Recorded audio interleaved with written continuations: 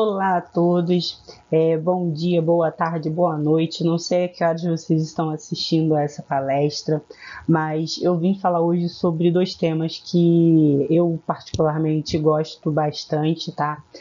O controle biológico, que é um assunto que é muito atual, né? Principalmente considerando que hoje em dia a gente fala muito sobre essa questão da sustentabilidade, da preservação do meio ambiente. E a gente sabe que o controle biológico, ele hoje é muito aplicado à agricultura, principalmente. E a agricultura é uma das coisas mais lesivas para o meio ambiente na atualidade, né? Então é um tema muito interessante para que a gente consiga se adequar a essas questões ambientais recentes. E o controle do Aedes aegypti, que também é um tema muito recente, eu não preciso nem dar muitas justificativas, né?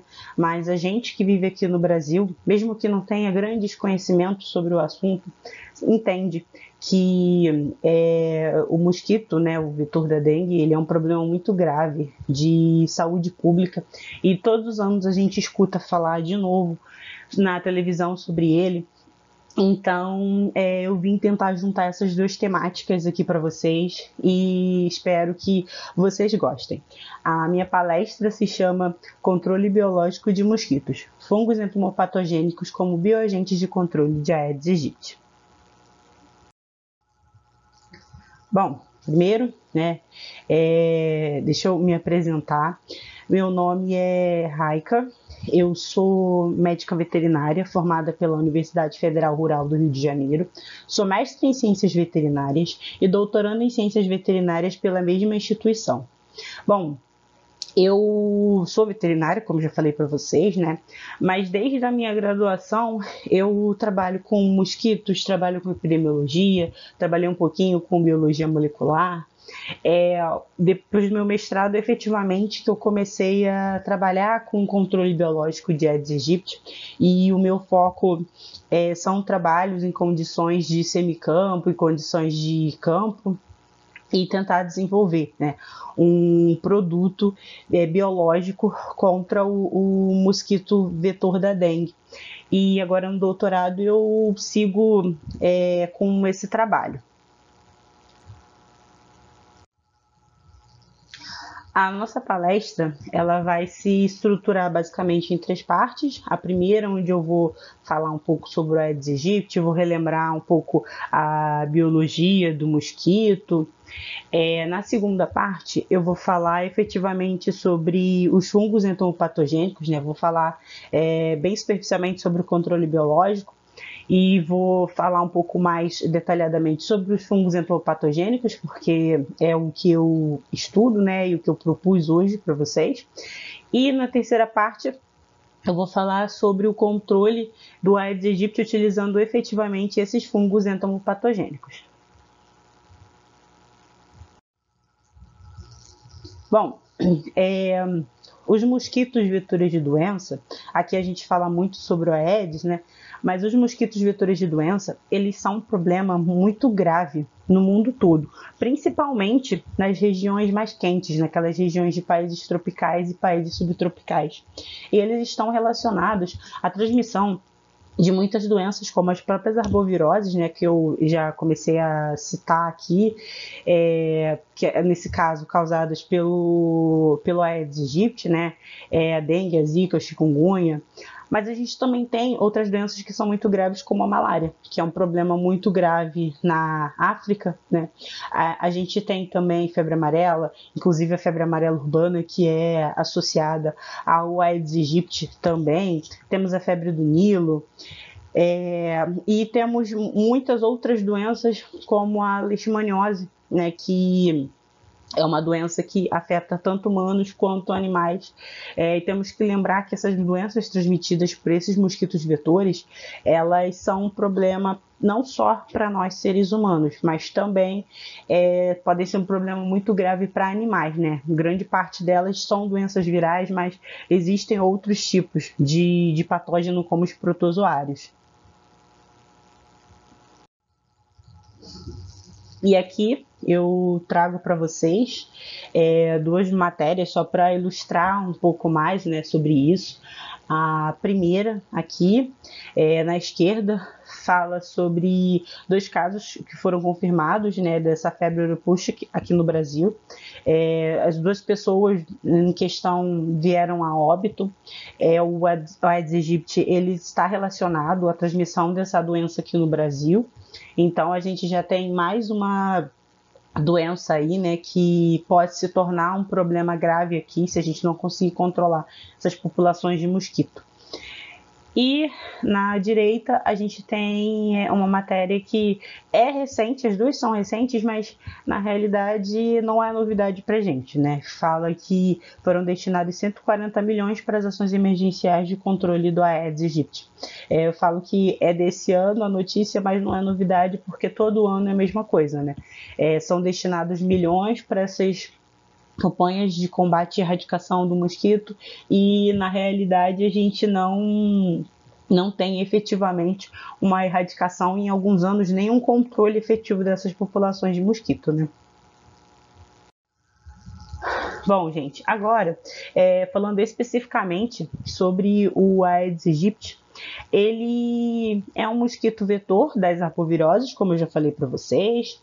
Aqui no Brasil, principalmente a dengue, mas também é vetor do Zika, da chikungunya, também está relacionado a essa febre urupuxa, como a gente acabou de ver. Pode estar relacionado à febre amarela urbana também. Então, ele é vetor de diversas doenças. Ele é um problema muito grave de saúde pública. Em locais como a África, por exemplo, também é um problema muito grande.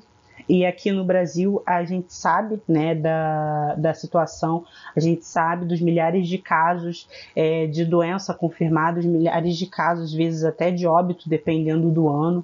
E é um mosquito que basicamente se distribui pelo planeta todo, mas principalmente naquelas regiões de clima mais quente, as regiões tropicais e as regiões subtropicais.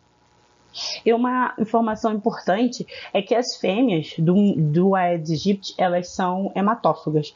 O que isso quer dizer? Os machos, eles se alimentam na natureza de seiva. Mas as fêmeas, elas se alimentam de seiva também, mas fazem essa alimentação, né, fazem esse repasto sanguíneo em seres humanos, principalmente, para conseguir fazer a maturação dos seus ovos. E aí é nesse processo que a gente acaba pegando, né, essas arboviroses, quando as fêmeas vêm se alimentar na gente para fazer a maturação dos seus ovos. Aqui na foto, como vocês conseguem ver, da esquerda para a direita, a gente tem dois machos e uma fêmea. Eu consigo distinguir porque os machos têm as antenas plumosas, como vocês podem ver, né? Parecem plumas mesmo, e as fêmeas, elas têm essa antena pilosa, tá? Com relação ao ciclo do vetor, ele basicamente se divide em 4 etapas, tá? A gente tem os ovos, as larvas, as pupas e os adultos. As fêmeas fazem oviposição na lâmina da água. Então, esses ovos, dependendo, em até 30 minutos, às vezes eles conseguem, as larvas começam a eclodir. Mas, normalmente, em até 24 horas, a gente vê a emergência da maior parte das larvas. Essas larvas, didaticamente, seus estágios de vida se dividem em 4, L1, L2, L3 e L4. Cada estágio é equivalente a 24 horas de vida dessa larva. E depois, no 5º dia, elas teoricamente se tornam pupas. Mas a gente sabe que a biologia não funciona de acordo necessariamente com o que a gente vê no livro, né? Então, às vezes leva de 7 a 10 dias, dependendo da estação do ano, em épocas mais frias. Eu já vi larvas levarem 2 semanas para pupar. Já as pupas, elas não se alimentam. Esse é um estágio de vida muito rápido, mais curto, né, basicamente. As pupas, elas sobrevivem por 48 horas nessa fase. É a etapa aqui, né, em que acontece essa metamorfose para a emergência dos adultos. As pulpas, gente, realmente essa etapa de vida ela é muito controlada porque as pulpas não se alimentam. E guardem essa informação porque isso é importante para algumas coisas que eu vou detalhar mais à frente. Tá? Então, depois de 48 horas, normalmente surgem esses adultos, né? Eles emergem dessas pupas. Essa fase de larva de pupa são fases que são estritamente aquáticas, tá? E o adulto não, é a fase terrestre do mosquito. Então, as fêmeas e os machos, eles vão para o ambiente, eles vão copular, então essas fêmeas vão procurar alguém para conseguir fazer esse repasto sanguíneo. E depois depois de 3 dias, elas vão começar essa oviposição. Então, essa oviposição dura mais ou menos uns 3 dias e depois disso, esses ovos vão reiniciar o ciclo do mosquito. Aqui, eu trouxe essa foto só para ilustrar melhor para vocês, para quem nunca viu de perto, tá? Temos aqui os ovos, tá bom? Eles estão nesse papel separado desse jeito, só para conseguir contar melhor a quantidade que a gente teve. Aqui na outra foto a gente tem as larvas. Essas aqui já são em estágios de vida mais avançados, tá? Entre L3 e L4, que são os últimos estágios antes de virarem pupas. Aqui a gente tem as pupas, que tem esse formatinho de vírgula.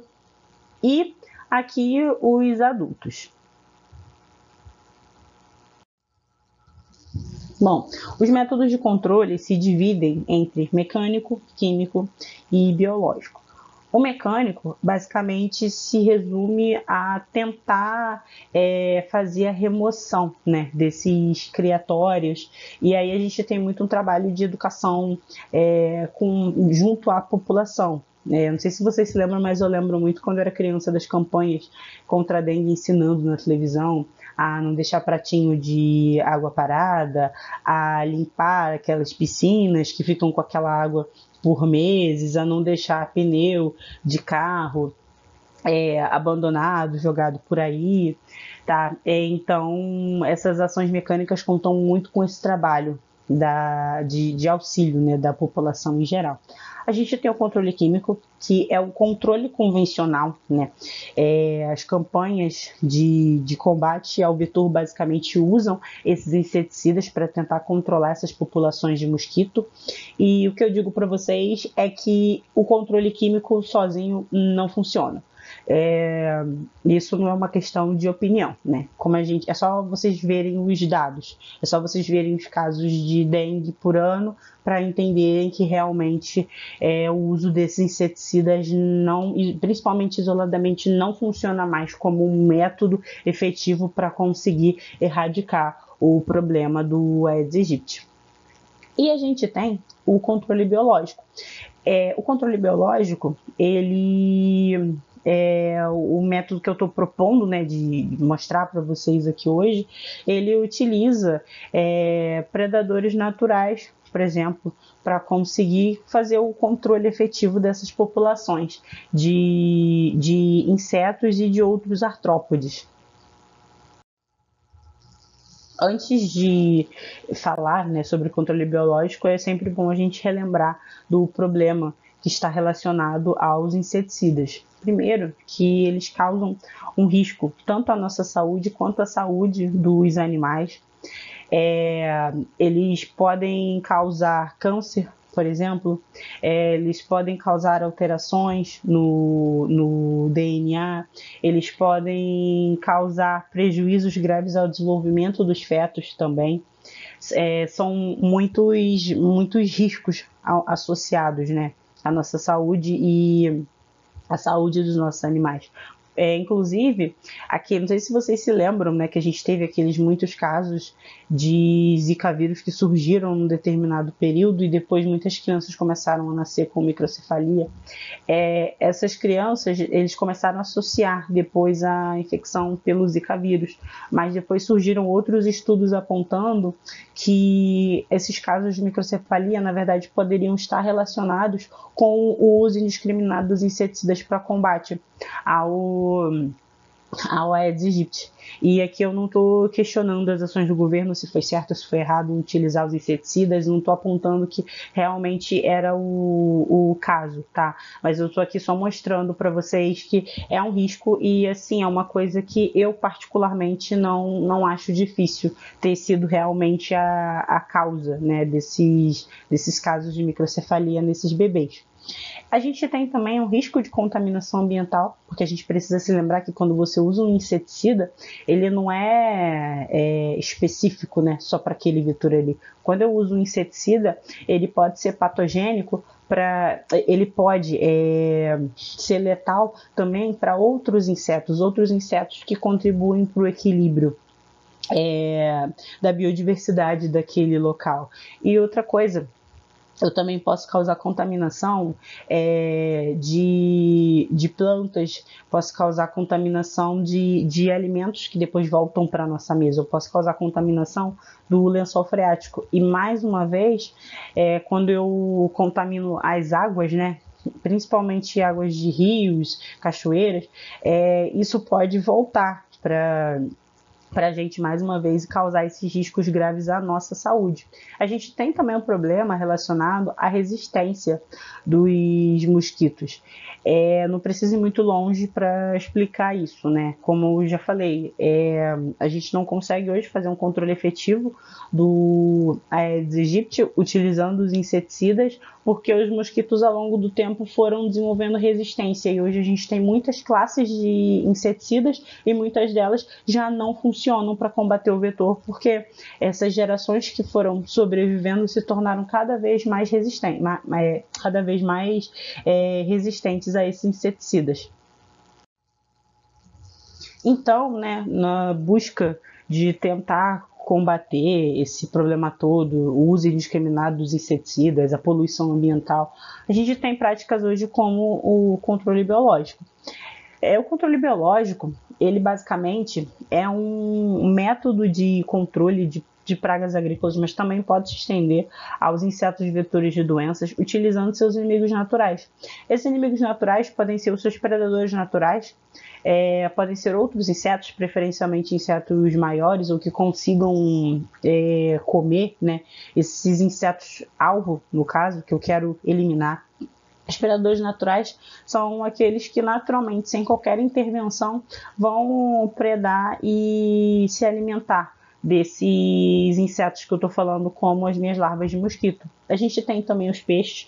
Inclusive, saiu um trabalho esse ano mostrando que o gaipe, aquele peixinho pequenininho de aquário, ele é um excelente controlador natural das larvas de mosquito, das larvas de Aedes aegypti. Isso é muito interessante, né? Porque é uma alternativa para você conseguir controlar mais essas populações de mosquitos sem ter que utilizar inseticidas. E a gente tem os micro-organismos, que a gente chama de micro-organismos entomopatogênicos. Esses micro-organismos, eles são fungos, vírus, bactérias que são patogênicos, até onde se sabe, apenas para esses grupos de insetos, tá? E muitos deles são específicos no sentido de eles são patogênicos para um determinado grupo de insetos, mas não são patogênicos para outros. Eles não causam danos à nossa saúde, à saúde dos animais, e também não causam problemas ao ambiente. E os agentes entomopatogênicos que a gente tem, basicamente, são as bactérias, os vírus, os protozoários, os nematóides e os fungos, que são o meu alvo aqui hoje, né, dessa apresentação. As bactérias, elas são uma alternativa muito interessante. A Fiocruz já tem vários trabalhos, já se utiliza bactérias, inclusive em programas de controle de Aedes aegypti hoje, tá? Mas assim, as bactérias, elas matam em cerca de 24 horas, elas liberam uma toxina no intestino dessas larvas, mas elas acabam se restringindo apenas às fases de larva. Quando eu tenho uma pupa, por exemplo, como ela não tem boca e não se alimenta, né, as bactérias já não conseguem causar efeitos. Então, aquelas larvas que não se alimentarem dessas bactérias, elas vão pupar e virar adultos normalmente. Mas é uma alternativa de controle incrível e que funciona muito bem. A gente tem os vírus, eles como os vírus da família baculovírus, eles já são conhecidos desde a década de 90, mais ou menos, na agricultura, e eles também funcionam muito bem, e claro, que são vírus que são patogênicos só para esses grupos de insetos, tá? Não causam nenhum problema para nós humanos, por exemplo. A gente tem os nematóides.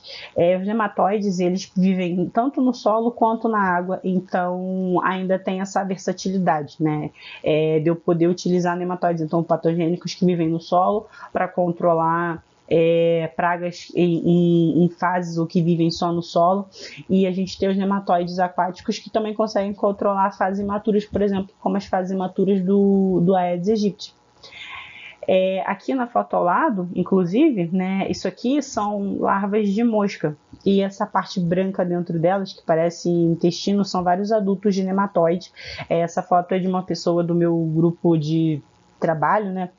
Ele trabalha com coisas diferentes, todos trabalhamos com controle biológico, mas ele trabalha especificamente com o controle dessas larvas, utilizando esses nematóides, e até publicou o artigo do trabalho dele mostrando que efetivamente os nematóides funcionam. A gente tem os protozoários. Desse grupo aqui, os protozoários basicamente são os menos interessantes, porque não existem muitos grupos de protozoários entomopatogênicos e não é tão simples assim produzir esses protozoários. E além disso, quando você utiliza naquele ambiente, mesmo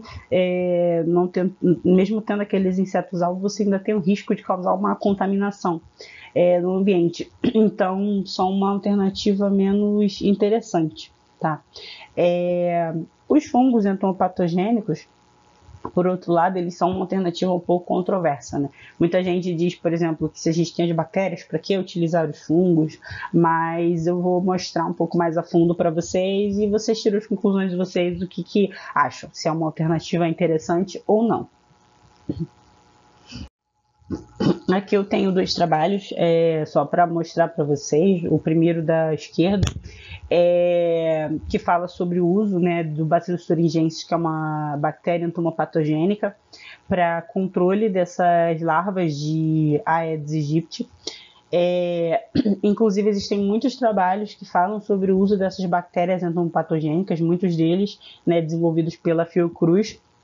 E do lado direito tem um trabalho que ele é meu, inclusive, tá? Ele foi publicado esse ano, que fala sobre os fungos entomopatogênicos para controle, tanto em laboratório quanto em condições próximas às condições naturais de vida do mosquito nas fases de larva e de adulto. Bom, gente, os fungos entomopatogênicos, então, eles são utilizados já comercialmente hoje, como eu vou mostrar para vocês, no controle das pragas agrícolas, e eles também são utilizados experimentalmente, né, na tentativa de desenvolver um controle efetivo para diversos tipos de insetos que são vetores de doenças.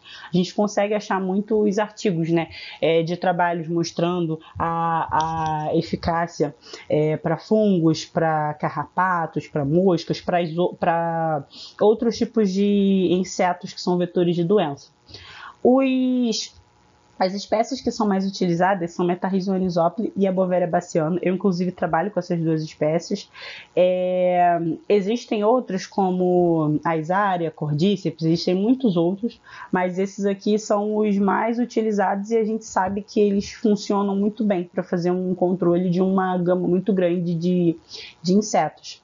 Aqui nessa foto a gente tem uma imagem de microscopia do nosso fungo, tá? A gente tem as hifas e aqui no meio da imagem a formação dos conidióforos, que são as estruturas que logo vão dar origem aos meus conídeos, e vou mostrar melhor para vocês também isso. Aqui, nessa outra foto, a gente tem uma imagem macroscópica das minhas colônias. Nesse caso aqui é um Metarrhizium anisopli. As colônias são verdes desse jeito, tá? Eu tenho colônias de Bovéria também, que são brancas, por outro lado, tá? Mas os dois são ótimos para fazer esse tipo de controle. Um desafio muito grande relacionado a desenvolver esses produtos utilizando esses fungos é a questão de conseguir fazer a preservação desses isolados para comercialização.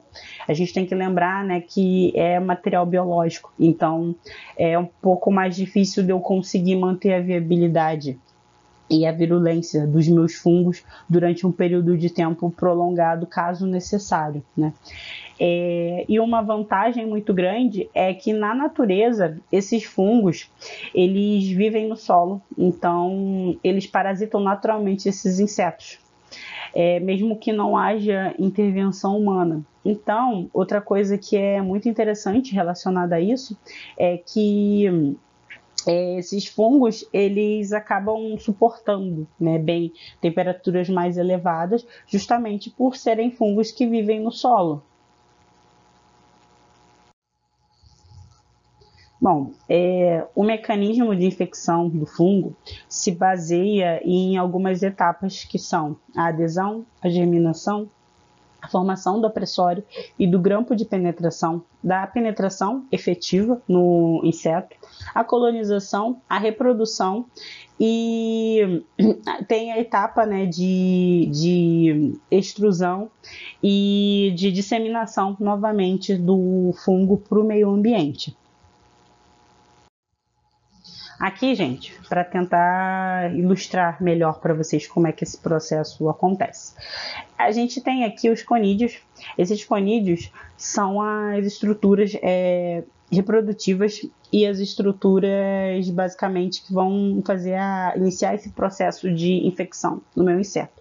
Os nossos insetos, eles têm essa cutícula nessa camada que é formada de quitina, que é responsável por preservar a integridade física deles e proteger contra bactérias, vírus, fungos. Mas os fungos, eles têm um mecanismo muito interessante para conseguir passar por essa barreira.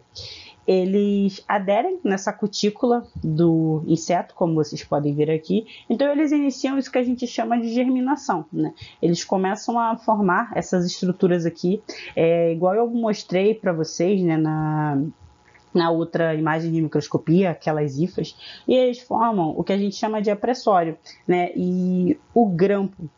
A partir disso, eles começam a penetrar. A partir da formação desse apressório, desse grampo, eles ficam ali, né, seguros naquela região da cutícula e começam uma etapa de penetração ativa. Ali, dentro do inseto, vai começar esse processo de infecção. Eles fazem a colonização, a liberação de toxinas.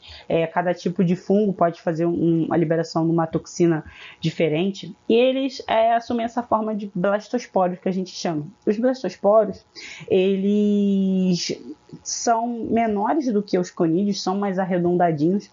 E eles possuem uma parede celular mais fina do que os conídeos, que é responsável por enganar o sistema imune do inseto. Como essa parede celular deles é mais fina, quando o sistema imune do inseto percebe que existe um invasor ali, o processo de infecção já está efetivamente instalado. Então, olha que coisa interessante, né? Como que esses fungos são realmente adaptados para conseguir matar esses insetos. Então, depois que eles já conseguiram atingir a hemocele do inseto e se espalhar, eles começam esse processo de extrusão, né? E aí o fungo, já do lado de fora, essas estruturas que são os conidióforos, como eu mostrei para vocês na outra imagem de microscopia, eles começam a produzir esses conídeos. E esses conídeos vão ser responsáveis pela dispersão novamente no ambiente do fungo. E aí, esses conídeos vão em busca de um outro possível hospedeiro.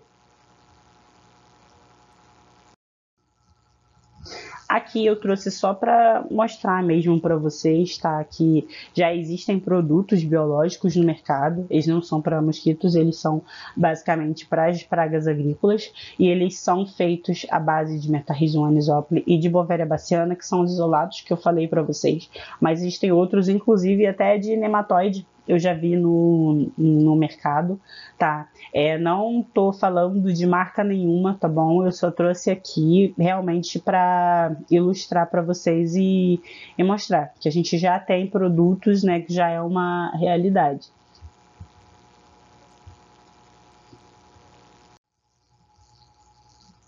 Bom, gente, agora, quando eu falo no uso desses fungos entomopatogênicos para o controle do Aedes, especificamente, a gente pode falar também em outros mosquitos ou outros insetos vetores, eu preciso considerar o habitat natural do meu mosquito e eu preciso considerar o ciclo biológico. E assim, o mosquito a gente sabe que ele vive, né, no ambiente terrestre, na fase de adulto, a gente sabe que as suas fases maturas vivem no ambiente aquático. E a gente tem uma questão muito interessante aí. Apesar dos fungos serem terrestres, eles são capazes de infectar as minhas larvas na água. Inclusive, nessa foto aqui do lado, eu tenho várias larvas que foram infectadas com Bovéria baciana, por isso que ficou branco desse jeito. Se vocês conseguirem reparar, esses pontos pretos em cima são as cabeças das larvas, tá?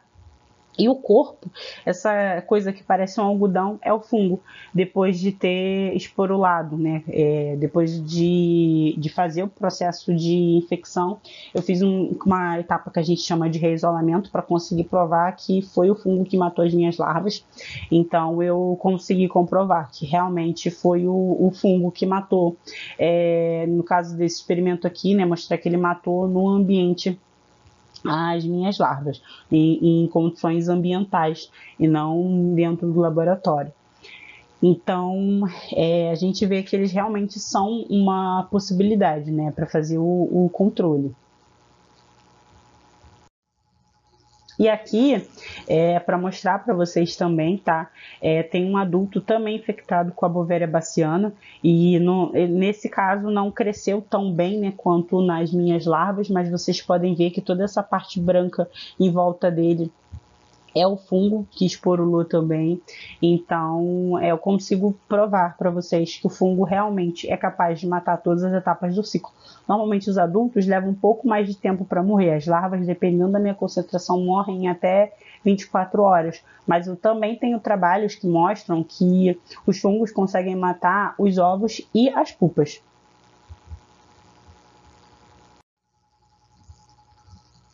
Agora, com relação aos benefícios, né, de utilizar esses fungos entomopatogênicos no controle do Aedes aegypti. Bom, eu tenho a possibilidade de fazer infecção em todas as fases do ciclo do vetor. Isso é uma coisa muito importante. Quando eu considero, por exemplo, o uso da bactéria, né, que é uma alternativa muito boa de controle, eu infelizmente tenho essa limitação às larvas. Já o fungo não, né? Eu consigo matar os adultos, as larvas, as pupas. Eu tenho um processo de infecção de um mosquito infectado para o outro por contato. Já tem trabalhos que mostram, inclusive, que durante a cópula os machos são capazes de infectar as fêmeas. Tá? E mesmo assim, se eles, mesmo que não seja contato por cópula, né, as larvas, por exemplo, só delas estarem naquela coleção ali de água parada juntas, uma larva infectada pode infectar a outra, né, nesse processo de disseminação desses conídeos. Então, isso também é uma coisa muito interessante. Eu tenho um processo de morte em alguns dias. Eu sei que o interessante é causar morte instantânea, como os inseticidas causam, né? Mas quando eu penso nos benefícios de não estar efetivamente utilizando inseticidas, é uma alternativa muito interessante, porque as minhas larvas, elas podem morrer em 2 dias, 3 dias, dependendo, até um dia. Os meus adultos, dentro de uma semana, por exemplo, eu posso matar, mas além disso, tem trabalhos que também apontam que as minhas fêmeas, elas têm a oviposição reduzida. Então, eu estou diminuindo a longevidade do adulto e também estou diminuindo a capacidade dessas fêmeas de pôr ovos que vão virar novas larvas.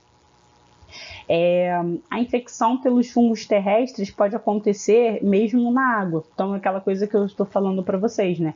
São fungos que vivem no solo, mas de maneira muito eficaz eles também conseguem matar quando estão dentro da água. E além disso, esses fungos têm uma capacidade residual. Mesmo que as minhas larvas que entraram em contato naquele primeiro momento já tenham morrido, se surgirem outras larvas nos próximos dias, essas larvas também vão morrer porque o fungo vai permanecer viável ali naquele ambiente por um certo tempo. Eu também tenho a redução do uso dos inseticidas, né, como consequência.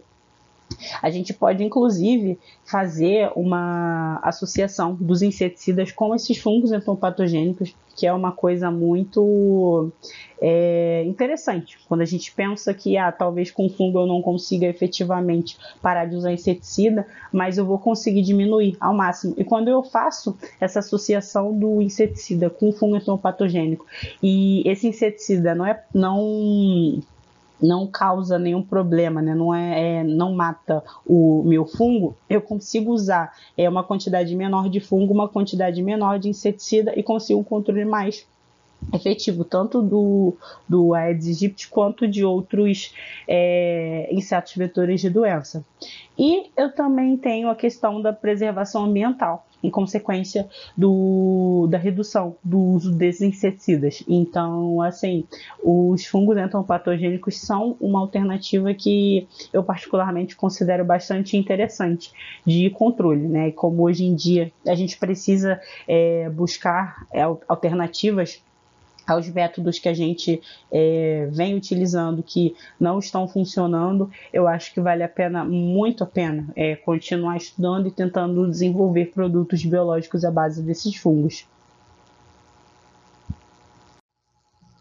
Bom, gente, eu queria agradecer, tá, pela presença de todos. Espero ter contribuído com conhecimento para vocês. Qualquer dúvida, vocês podem me mandar um e-mail, vou ficar muito feliz em responder. Queria agradecer também a organização do evento pelo convite para falar sobre esses temas, que são temas que eu gosto bastante, e para mim é sempre um prazer falar sobre eles de novo. Então, tchau, tchau a todos.